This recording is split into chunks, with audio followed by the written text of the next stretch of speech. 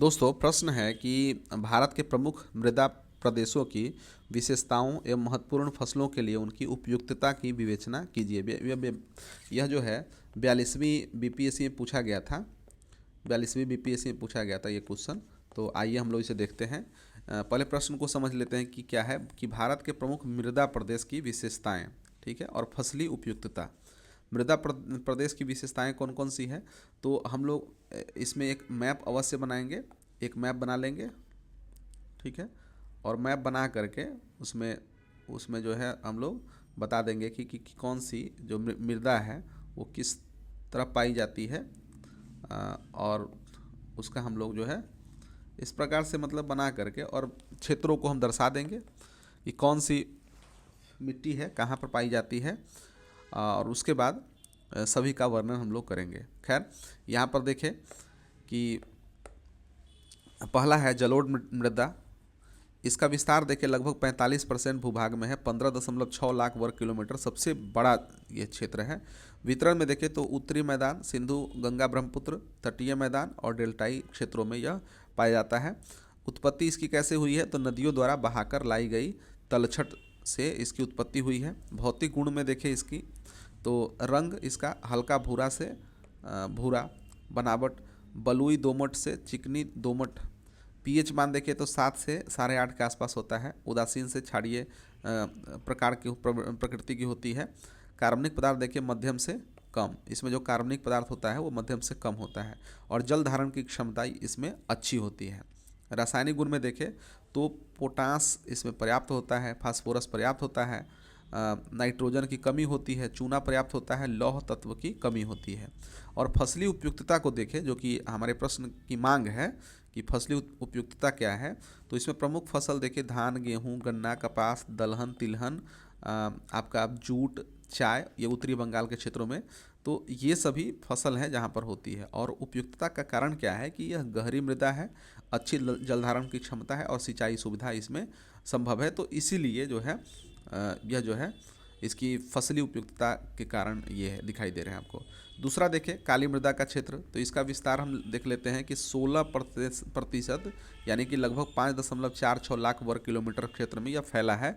और इसका वितरण देखें दक्कन के पठार, महाराष्ट्र, गुजरात, मध्य प्रदेश, कर्नाटक, आंध्र प्रदेश, ये दक्कन के पठार वाले हिस्से में यह काली मृदा का ये क्षेत्र पाया जाता है।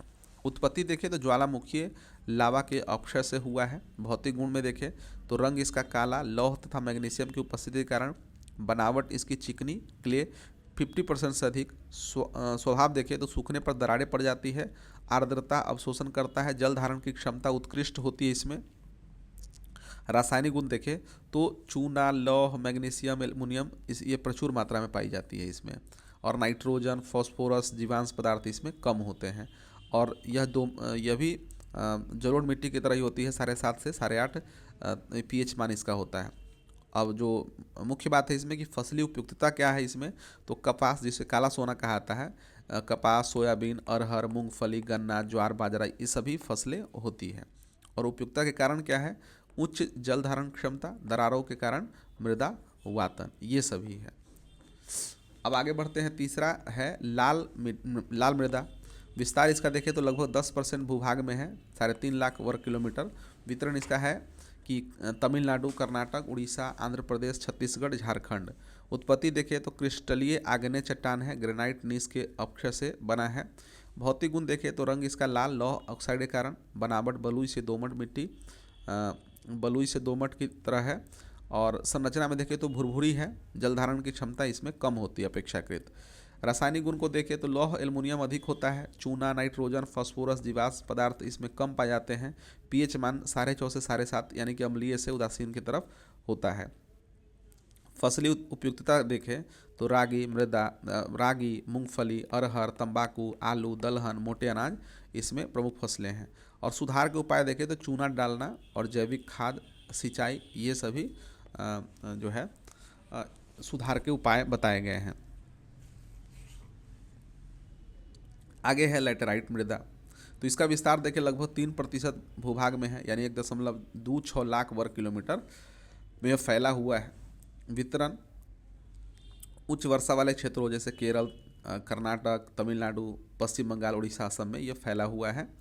और असम, पश्चिम बंगाल के कुछ हिस्सों में, ऐसा नहीं कि यहाँ बताया गया है, तो कुछ कुछ हिस्सों में ऐसा करके है। उत्पत्ति इसका तीव्र निक्षारण के कारण सिलिका का ह्रास, लौह एवं एल्युमिनियम का संचय। भौतिक गुणों में देखें तो रंग इसका लाल से लैटेराइट गहरा लाल, बनावट देखें तो मिट्टीदार से चट्टानी, कठोर होने पर संरचना छिद्रयुक्त संरद्र। और रासायनिक गुण में देखें तो लौह एल्युमिनियम की अधिकता होती है। नाइट्रोजन, फास्फोरस, पोटास, चूना, जीवांश ये सभी बहुत कम होते हैं और ये अम्लीय प्रवृत्ति के होते हैं, यानी कि 5 से 6 इसका पीएच मान होता है।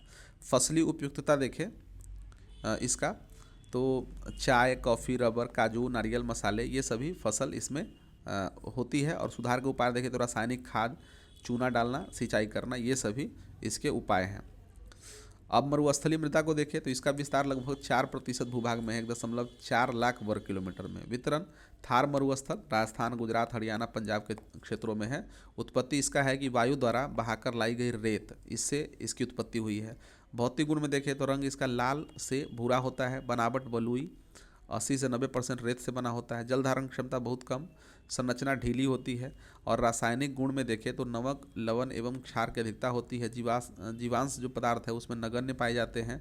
और पीएच मान इसका 8 से 9 होता है, यानी कि अति क्षारीय होता है। फसली उपयुक्तता को देखें तो प्रमुख फसलें बाजरा, ज्वार, मूंग, मोठ। सिंचाई क्षेत्रों में कि गेहूँ, कपास ये सभी। सिंचाई के सुधार के उपाय देखें तो ड्रिप सिंचाई, खेत की मेढ़बंदी, पवन अवरोधक ये सभी ये सुधार के उपाय हो सकते हैं। पर्वतीय मृदा को देखें तो इसका विस्तार लगभग 8% भूभाग में है, 2.85 लाख वर्ग किलोमीटर में।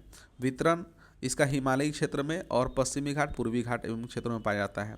उत्पत्ति इसका है वनस्पति अपघटन एवं चट्टान अपक्षय द्वारा यह बना हुआ है।